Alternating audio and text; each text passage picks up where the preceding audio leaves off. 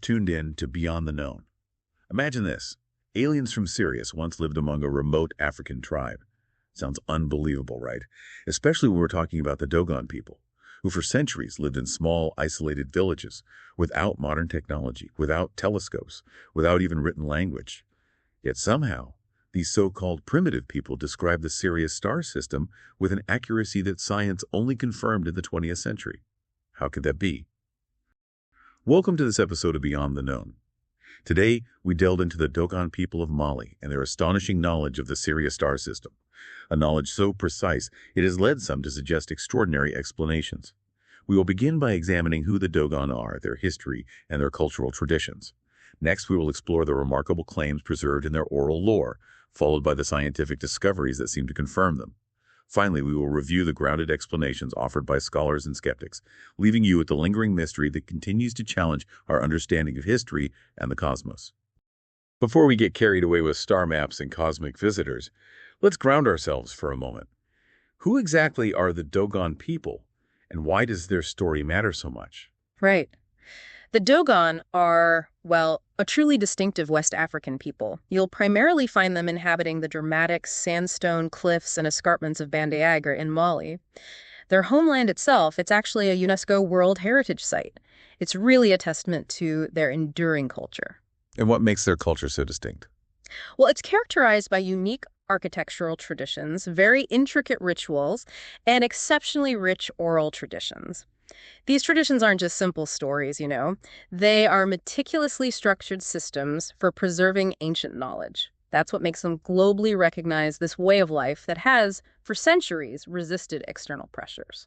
So their location in the Bandiagar Cliffs wasn't just chance. No, not at all. Historically, their move there was quite deliberate. It was an act of cultural preservation. Around the 15th century, it's believed the Dogon migrated from the Niger River region. They were seeking sanctuary, essentially. Sanctuary from what? From the encroaching waves of forced conversion to Islam, primarily. This journey was really a quest for autonomy, a way to shelter their traditional beliefs and practices from, let's say, unwelcome outside influences. And this allowed their unique cultural identity to flourish in relative isolation. This self-imposed seclusion, nestled within the natural defenses of the cliffs, it cultivated a very fertile ground for the evolution of their knowledge system. Which, as you said, is central to this whole Sirius mystery. Exactly. It's this knowledge system, their epistemology, basically how they acquire, validate, and pass on what they understand to be true, that really seems to set the Dogon apart. It's not just a collection of facts, is it? It sounds much more layered. Oh, absolutely. It's a deeply nuanced and multi-layered framework. It encompasses, visible deeds, comparative studies, and how cultural experiences really shape metaphysical perceptions. Okay, so how does that break down? Can we look at the different aspects? We can. Think of it in perhaps 3 interwoven aspects. It gives you a real window into their unique worldview. First, there's giriso. That translates roughly to visible knowledge, or knowledge of visible things and deeds. Visible knowledge, so things you can see and actions you perform. Yes, but it's more than just observation. It's about the holistic concern for both the process and the product. The execution of an activity is vitally connected to its outcome, often viewed through a ritual lens. So the doing is as important as the result. Precisely. The act of doing is as important as the thing done. A really powerful illustration of giriso is found in their rock paintings. Okay. These aren't just decorative. They are profound expressions produced by shaman artists. They use specific pigments like kwang, which is a glistening red ochre. Listening, Yeah. if that's significant. Very. This shimmering quality is often associated with altered states of consciousness. The paintings themselves, they depict human figures, animals, and the trance dance, which is central to San cosmology. It's performed for celebrations, during times of scarcity, or even for visitors. So these vibrant visual narratives are like a living record, a visible manifestation of their spiritual and communal life. It makes abstract concepts tangible, communal. Okay, so giri. So grounds knowledge and observation and ritual action. How do they move beyond that to deeper understanding? That's where bolos or comparative knowledge comes in. This aspect builds upon the visible knowledge, but delves deeper through intricate comparative studies. Comparative studies, comparing what? It's about applying what some researchers describe as a cross-cultural, transnational, and historical framework to their intellectual pursuits. It allows them to compare and contrast understandings of the divine, the natural world, social structures across various ancient civilizations. So they're not seeing themselves in isolation. They're actively looking for connections. That's the idea. It's not about isolating their culture, but actively seeking parallels and connections. And what's really compelling is how some researchers suggest this comparative framework might even tap into fundamental human biology. Biology. How so? Well, consider the brain's capacity for altered states of consciousness.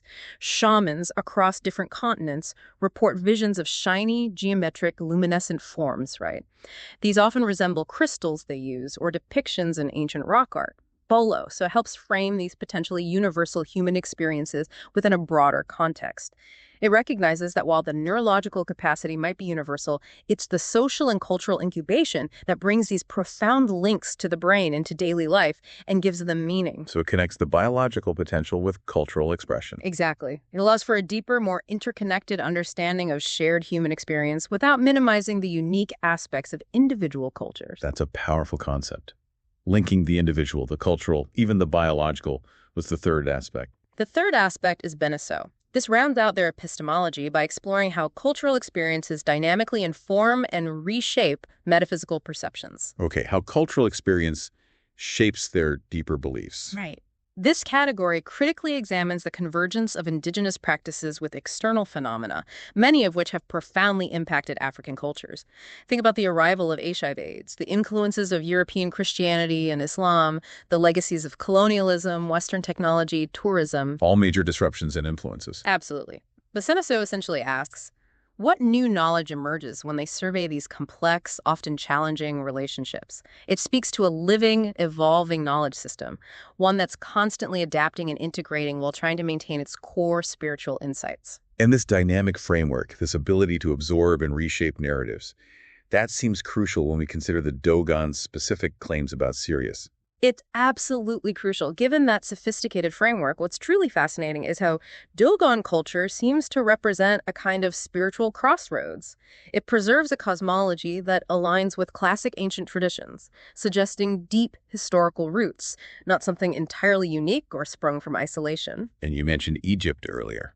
Yes, the parallels between Dogon culture and ancient Egypt are particularly striking. They go far beyond just superficial resemblances. You find subtle practices like deliberately pairing villages as upper and lower, which mirrors the ancient Egyptian kingdoms of Upper and Lower Egypt. Interesting. What else? Well, the shared cultural elements cover a wide spectrum. Their use of calendars, for instance. They incorporate both lunar and solar cycles, and potentially even stellar alignments. This is quite similar to ancient Egyptian systems that tracked, for example, the heliacal rising of Sirius. It is again. Sirius again. They also share units of measure, like the cubit, which had profound sacred and practical significance in Egypt. And beyond the tangible things, we see shared holidays, festivals, similar priestly attire, and even ritual practices like circumcision. And the language. You mentioned linguistic connections. Yes, even the Dogon language holds these echoes of the past. Their specific way of describing the Sirius star system reportedly contains ancient Egyptian words that haven't been in common usage for centuries. This strongly suggests a deep ancient lineage for this specific astronomical knowledge. That linguistic connection sounds fascinating. How does their language structure play into this? It's quite unique. The Dogon language, because it lacks a native written form, has this interesting characteristic. It groups words based on similar pronunciation, not spelling, like we do in written languages. Okay, grouping by sound. Right. And this allows for a profound layering of significance. A single sound can carry multiple, deep cosmological meanings. For instance, the words Amma and Amen, both central to their understanding of the divine, mean hidden gods, but can also simultaneously convey to grasp, to hold firm, or to establish. Wow, multiple meanings packed into one sound. Exactly. And this contrasts sharply with how we often study ancient Egyptian hieroglyphs today, where the focus is often on spelling and phonetic transcription. That modern approach, while systematic, might inadvertently obscure the original pronunciations and their deeper cosmological significance. Whereas the Dogon oral tradition, through its sound-based structure, might have preserved those deeper meanings. It's a compelling possibility. It suggests a living bridge to ancient ways of conceptualizing the divine and the cosmic. It's important to remember, though, that despite this incredibly rich and complex cosmology, Dogon religion seems to have maybe surprisingly limited direct relevance to the day-to-day details of life for many. That's a fair point. For example, much of their agriculture, which is obviously the cornerstone of their survival, is conducted without explicit religious reference day to day. Their rituals are broadly categorized into two main types: personal or communal sacrifices, and then the more elaborate mask complex. This includes rituals around death, masks, and Sigu ceremonies. And the mass complex is interesting because Intriguingly, the myths about the origins of this mask complex suggest it's actually a more recent addition to their traditions. that highlights something important, doesn't it? It highlights the fluidity of their oral tradition. Right? Indeed. The Dogon are profoundly historically conscious, but also remarkably open to integrating new information. They don't seem to view their traditions as static, frozen things, but more like a living tapestry. Can you give an example? Sure. Foreign elements, like the biblical story of Noah, which they've incorporated into their own deluge myths, or even the Muslim alms festival, which they've adapted into their own purely Dogon tzedakah ritual. These have been fully adopted and become traditional within perhaps only a single generation. That quickly. It demonstrates a remarkable cultural permeability.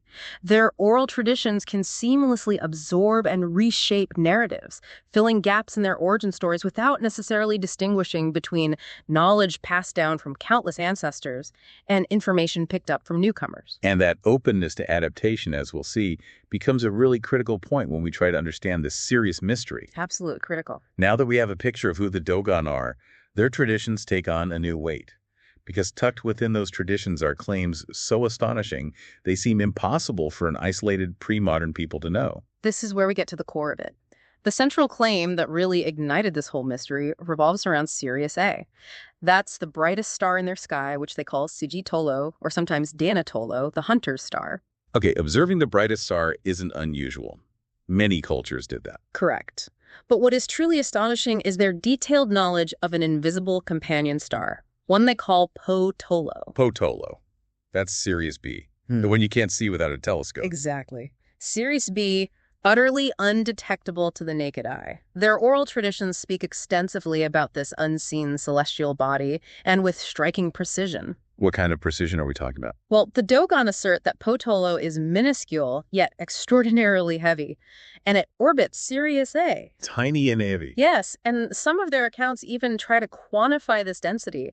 They state that a matchbox full of material from this star's core would weigh approximately 50 tons. 50 tons in a matchbox. That's hard to even conceive. It is. They describe it as 65,000 times denser than water. This idea of immense weight is actually a recurring concept linked to Sirius across various ancient cultures, but the specificity here is remarkable. Okay, what else? They also correctly state its orbital period as approximately 50 years around Sirius A. 50 years. That's very specific. Very.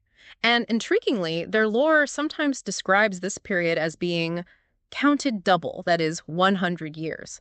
This relates specifically to their Sigus, a vital ceremony of world renovation, which are convened in pairs of twins. Then twins. Yes, it emphasizes the fundamental Dogon concept of quinness, which really permeates their entire cosmology.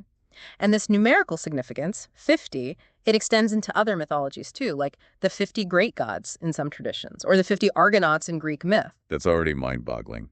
Knowing about an invisible star, its weight, its orbital period. But wait, there's more. What's truly remarkable and aligns with advanced celestial mechanics is their understanding that the orbit of Sirius B around Sirius A isn't a perfect circle. Not a circle. No, they describe it as an ellipse. And further, they claim that Sirius A, the brighter star, resides at one of the two foci of this ellipse. That's Kepler's first law of planetary motion. Precisely. A fundamental principle formulated much later in Western astronomy, in the early 17th century. To articulate this without telescopes, without the mathematics as we understand it, it's deeply perplexing. How could they have known not just that it existed in its period, but the actual geometry of its unseen dance? That is the central puzzle, and the claims don't even stop there. Some versions of their traditions go further still. Further. They mention a third star in the Sirius system, one they call Emiya, meaning sorghum female. A third star. Sirius C. That's what some have termed it. They describe this Emma as being larger but lighter than Sirius B, Potolo, and also orbiting Sirius A. This adds another layer of complexity and, frankly, speculation to their already incredible astronomical knowledge. It keeps getting more complex. Did they know about other things in the solar system? Their advanced observations seem to extend beyond just Sirius. Their drawings, for example, reportedly include Saturn, complete with a clear ring. Saturn's rings. That definitely requires a telescope. In our scientific history, yes. They also refer to planets using a specific term, tulotanaze. This means stars that turn around something. Stars that turn, suggesting orbits. Exactly. The phrase clearly indicates they understood that planets revolve around the sun, not the Earth, a heliocentric model. This wasn't widely accepted in the West until Copernicus, much later. Do they mention specific planets? Yes, they specifically state that Jupiter follows Venus by turning slowly around the sun. This showcases a remarkably sophisticated heliocentric understanding. It points to a profound level of celestial observation and conceptualization, far beyond what you'd expect from a technologically pre-modern society. So this isn't just a list of dry facts for them. This incredible astronomical knowledge is deeply woven into their creation myths, isn't it? Especially around this figure, Nommo.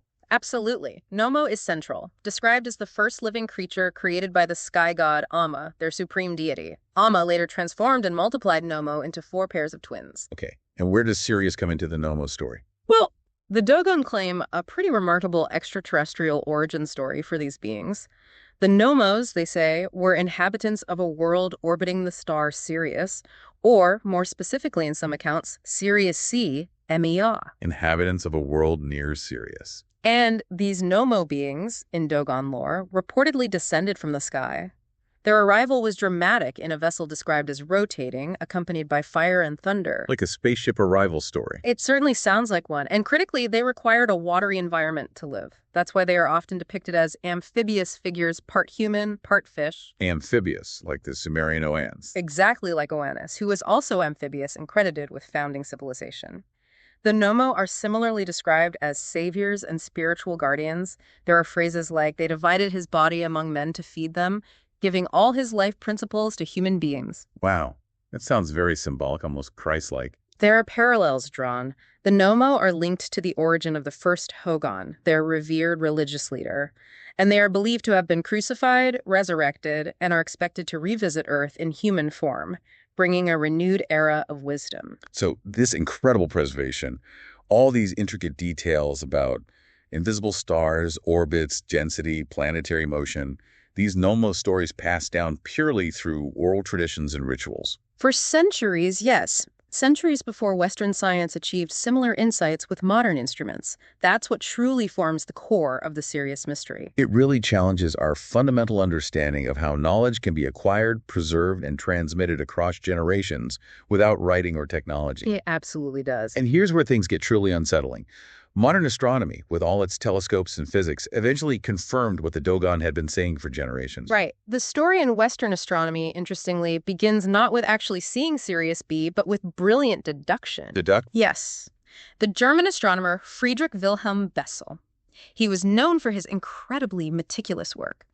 In the 1830s and 40s, he was observing subtle irregularities, a wobble in the proper motion of Sirius A across the sky. It wasn't moving smoothly. Exactly. It wasn't moving uniformly.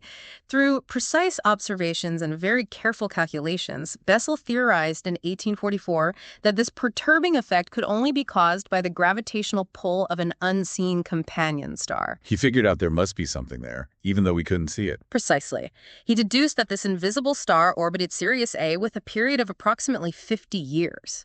He was even able to predict its approximate position relative to the bright star at certain times, an incredible feat of mathematics and observation. So his prediction hung out there for a while. For nearly 2 decades. Then, in 1862, Bessel's prediction was dramatically confirmed. An American telescope maker, Alvin Graham Clark, visually discovered Sirius B. He actually saw it. Yes, while testing a large, newly built 18.5-inch refracting telescope. It was a monumental moment in astronomy. proving that stars could indeed have invisible companions influencing their visible movements. And when did they figure out what Sirius B was? That came later, in the early 20th century, with advances in astrophysics. Sirius B was definitively confirmed to be a white dwarf. A white dwarf, what does that mean? It's a type of stellar remnant. It's incredibly dense, very compact, and emits very little light, which perfectly explains why it was so difficult to detect despite its significant gravitational influence. Okay, so let's put the pieces together. We compare the Dogon's ancient, orally preserved claims to these modern scientific discoveries. And the correlation is nothing short of striking. The orbital period. The confirmed orbital period of Sirius B around Sirius A is indeed approximately 50.4 years. That matches the Dogon's 50-year claim remarkably closely. This isn't some vague estimate. It's an uncannily precise match for a celestial dance taking half a century. Okay, what about the tiny and heavy description, the density? Modern measurements show Sirius B is incredibly dense. It has a mass about 1.05 times that of our Sun, or, more precisely, 1.02 mono.02 solar masses. About the same mass as our Sun. Yes, but packed into a tiny volume, its radius is only about 5,600 kilometers. That's roughly 100 times smaller than the Sun's radius, comparable to the size of the Earth. So Sun's mass in an Earth-sized ball, that is incredibly dense. Extraordinarily heavy and compact, entirely consistent with the Dogon's description of it being tiny and extremely heavy. Their lore stating a matchbox full could weigh 50 tons. That captures the essence of its extreme density perfectly. And it's unusual for a white dwarf. It's notably massive compared to the average white dwarf, which is typically around 0.6 solar masses. Sirius B is a particularly impressive example. Its properties align perfectly with theoretical white dwarf models, where electrons become degenerate packed so tightly they resist further compression. That electron degeneracy pressure, it stops it collapsing further. Exactly. It leads to internal pressure that depends largely on electron density, not temperature, allowing the star to remain stable despite its immense gravity. Theoretical cooling curves map out its evolution, painting a picture of a star that really defied conventional understanding until modern physics caught up. But even with modern tech, seeing Sirius B is hard. It remains a formidable challenge, yes. Because of the overwhelming scattered light from the much brighter Sirius A. It's often described as trying to spot a firefly right next to a searchlight. So how do astronomers study it? They use sophisticated techniques. For instance, measuring its gravitational redshift, an effect predicted by Einstein's general relativity. Arthur Eddington predicted it should be around plus 20 kilometers per second for Sirius B. Measuring this provides an independent check on its properties. And other methods. Observations using instruments like the IFUSE, the Far Ultraviolet Spectroscopic Explorer, were critical. They looked in the Lyman line region of the ultraviolet spectrum and confirmed the spectrum observed was genuinely from Sirius B, uncontaminated by Sirius A's light. This further supported our precise understanding of its unique characteristics. Did they look at other wavelengths too, like X-rays? Yes, its X-ray emission offered another pathway. The X-ray glow from Sirius B was first observed back in April 1975 by the Astronomical Netherlands Satellite, ANS. They used a telescope specifically sensitive to X-rays in the 0.20-0.284 keV range. And they had to filter out other light. Oh yes, they had to carefully account for ultraviolet light contamination from the primary star, Sirius A. These advanced multispectral observational techniques were absolutely essential to fully characterize what the Dogon seemed to know with such startling accuracy, centuries before we had the scientific means to confirm it. Which brings us back to the third star claim, MEA or Sirius C. What's the scientific status on that? Well, that particular Dogon claim certainly fueled significant speculation in the scientific community, especially back in the 1990s. Astronomers were actively searching for faint companions in nearby star systems then. And is it theoretically possible for a third star to be there? Oh, yes. Theoretical studies of stable orbits for third bodies in binary systems show it's possible. A third body could orbit very close to one component, like a satellite, or orbit far from the binary center of mass, more like a planet. Did anyone propose where it might be hiding? Researchers like Benest and Duvent in a 1995 paper suggested that a third star, or maybe even planets, might hide within about 1 arcsecond. That's roughly 2.6 astronomical units of Sirius A. That's an area incredibly difficult to observe directly because of the intense glare from Sirius A. So a possibility, but hard to see. Have subsequent searches found anything? Subsequent, more comprehensive research has largely failed to find definitive evidence. For example, a search specifically looking for common proper motion objects conducted by Bonabido and colleagues in 2000 scanned the area meticulously but came up empty. What about looking for its gravitational effects, like Bessel did for Sirius B? Extensive astrometric research, which precisely measures star positions over time, has also found no evidence of gravitational wobbles that would indicate a close companion to either Sirius A or Sirius B, matching the description of a Sirius C. So the scientific consensus is currently against Sirius C existing. That's where it leans, yes, based on the current evidence, or lack thereof. Despite this, the notion of Sirius C, as posited by the Dogon, continues to add this mysterious layer to the ongoing scientific inquiry into the Sirius system. It keeps the question technically open in some minds and definitely fuels the fascination with this whole cosmic enigma. On the surface, it feels like the only explanation is alien contact. But this is beyond the known, and this is the part where we step back, sift through the extraordinary, and let science and grounded reason offer their side of the story. Okay. So, the primary research that brought all this Dogon astronomical knowledge to Western attention came from two French anthropologists, Marcel Griaule and Germaine Dieterlen. Their fieldwork started way back in the 1930s, and their findings were published more extensively in the 1940s and 50s. Their really seminal work, Le Renard Pale, The Pale Fox, presented this incredibly complex Dogon cosmology, including all these detailed claims about Sirius B. And Griaule presented this knowledge as secret. Yes, he emphatically asserted that this crucial information was secret, known only to a select few initiates within Dogon society. He said it formed part of a deeply embedded system of secrets at the very core of their public culture. Which created a very powerful narrative, right? Dogon as holders of ancient wisdom. Absolutely. It was captivating and resonated deeply with many people establishing this image. That sounds like a fascinating discovery at the time. But, as often happens, subsequent research has maybe complicated the picture. It has. Later anthropological research and analysis have raised some pretty significant questions about the validity of Griaule and Dieterlen's findings. What kind of questions? Well, a major critique centers on their heavy reliance on a very small number of key informants, primarily two individuals, Ogotameli and Ambara. Just a few people providing this complex information. Largely, yes. And Ogotameli, for instance, had worked very intensively with Griaule for years before the famous conversations in the 1940s, where much of this serious lore was apparently revealed. Which led to concerns. Concerns that he might have known, consciously or unconsciously, very well what Griaule wanted to hear. Perhaps tailoring his responses to satisfy the researcher's perceived interests or expectations? And the other main informant, Ambara. Ambara was even noted by Griaule himself for his, quote, ingenuity and descriptive acumen, and a capacity for creative invention. It was also noted later that his interpretations were rarely confirmed by other villagers. Suggesting maybe individual embellishment rather than widespread knowledge? That's the concern. Plus, Griaule himself approached Dogon culture with a strong conviction, almost an assumption, of its virtually limitless and universal knowledge. He expected to find deep wisdom. He did. And critics argue this predisposition might have led to what they call over-differentiation. Informants, perhaps eager not to disappoint this esteemed researcher, maybe driven by a sort of mild cultural hubris to classify everything, provided ridiculously detailed descriptions on all sorts of subjects. Like what? Like claiming to name 24 distinct species of dung beetles or identifying over 400 different colors. Details that later informants apparently admitted were part of a kind of game they enjoyed playing with the anthropologists. A game?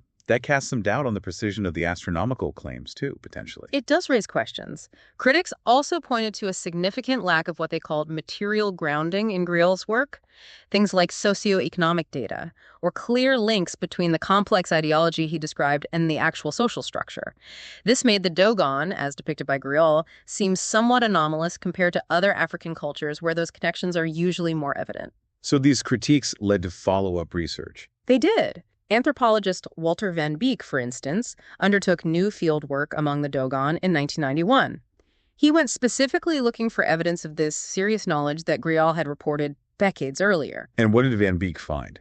Well, his findings were quite contradictory to the established narrative. He reported that essentially no one outside Griaule's immediate original circle of informants had ever heard of Sigutolo, Sirius, or Potolo, Sirius B, or Emeatolo, Sirius C, in the precise, detailed context Grial had described. No one else knew about Sirius B or C. Not in that specific way. The Dogon Van Beek interviewed identified Sigutolo, sometimes as Venus, sometimes as just a bright star associated with a festival, sometimes as invisible, but crucially, not consistently as Sirius having companions. And Potolo, the heavy star. Potolo, rather than being an invisible companion to Sirius, was described by Van Beek's informants as a group of twinkling stars, more resembling the Pleiades. So completely different descriptions. Completely different. Most importantly, Van Beek found absolutely no evidence that any Dogon he spoke with understood Sirius to be a double or triple star system, nor did they possess knowledge of its mass or orbital period. This directly contradicted Grial's central, most sensational claims. How did Grial's collaborator, Dieterlen, react to Van Beek's findings? It's quite telling.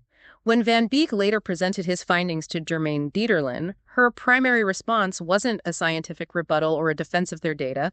It was reportedly an emotional question. Pourquoi le publier? Why publish it? Why publish it? Yes. In the eyes of many critics, this response indicated perhaps a desire to protect the established, almost mythical narrative rather than engage in open scientific debate about the conflicting research. It certainly complicates the legacy of that early anthropological work. Okay. So if we accept these critiques and Van Beek's findings and assume the Dogon didn't possess this precise astronomical knowledge independently, how might it have entered their oral tradition and been recorded by Grial? The most common skeptical explanation is what's called the modern contamination hypothesis. Contamination, meaning outside influence. Exactly. It suggests that the Dogon's knowledge of Sirius B wasn't ancient, but was acquired through relatively recent contact with Westerners. This could have been French anthropologists like Grial himself, or perhaps missionaries, colonial administrators, even literate travelers passing through. People who would have known about Sirius B's discovery. People who would likely have been aware of Bessel's prediction in the mid-19th century, and certainly Alvin Clark's visual discovery of Sirius B in 1862. This knowledge was circulating in educated European circles by the time Grial began his work. And this information could have been passed to Grial's informants. Inadvertently, or perhaps even directly. Consider the context. The Dogon, despite their geographic isolation, weren't entirely cut off. They engaged in trade, they had interactions, and the arrival of Europeans inevitably brought new ideas and information. And given the fluidity of their oral tradition that we talked about? Precisely. Given their demonstrated willingness to seamlessly weave in new narratives like Noah's story or the Muslim Alms Festival, new information about the Sirius system could have been absorbed and integrated into their existing myths and rituals. So within a generation, this new information might seem ancient. It could very well become traditional, indistinguishable from genuinely ancestral lore in the eyes of the practitioners, especially if it was interpreted and perhaps embellished by particularly knowledgeable or eager informants interacting with the anthropologists. This connects back to the idea of the Dogon culture as a spiritual crossroads. It does. Their noted cultural openness suggests they readily incorporated new ideas. Their society, though geographically isolated, seems to have functioned as a kind of spiritual crossroads over millennia, showing evidence of historical connections, syncretism, and cultural exchange with much older civilizations like ancient Egypt and Mesopotamia. So those linguistic parallels, the Egyptian words, the Nommo similarity, might point to ancient connections, but not necessarily advanced ancient astronomical knowledge. That's one interpretation. It might indicate a shared ancient cultural inheritance or a long, slow process of syncretism.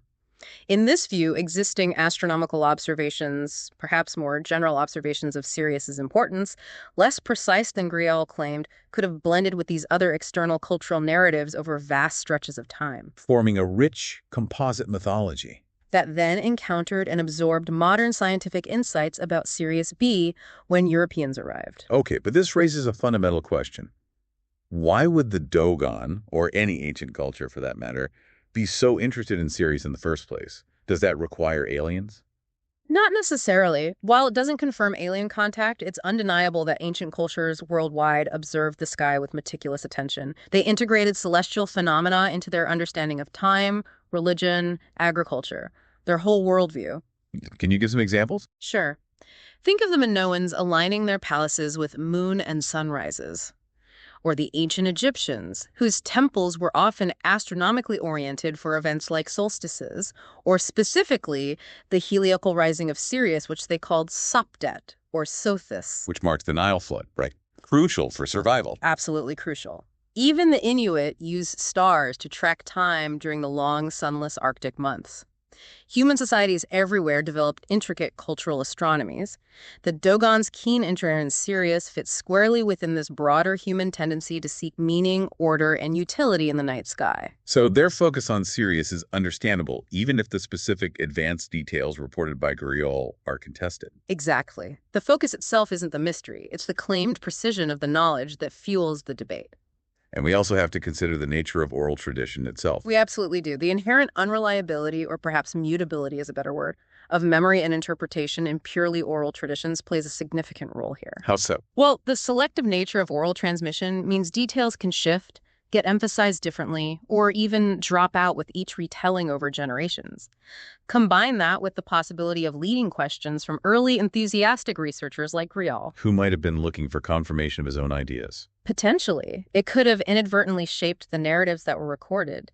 And remember, the Dogon themselves consider certain divination practices, like fox divination, to be relatively recent additions to their traditions. Which shows their traditions aren't static. It highlights that their cultural memory and lore are not static. They are dynamic. They're subject to evolution, reinterpretation, and perhaps even the desire to fill gaps in their origin stories without strictly distinguishing between genuinely ancient knowledge and information gained more recently from newcomers.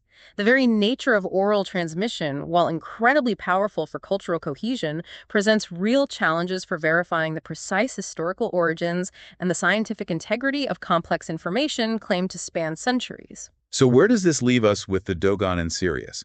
We have these astonishing claims recorded decades ago, the scientific confirmation of Sirius B's properties, and also serious anthropological questions and plausible alternative explanations. It leaves us with a fascinating puzzle. Even with the grounded explanations and the critical reevaluation of the initial anthropological work, the story's initial powerful intrigue persists. That precise correlation. Yeah. The 50-year orbit, the density, it's hard to completely dismiss. It is. That correlation of certain Dogon claims with confirmed scientific facts, however contested its origin might be, continues to challenge our understanding. It forces us to think about how knowledge can be acquired, preserved, and perhaps transformed in pre-modern non-literate societies.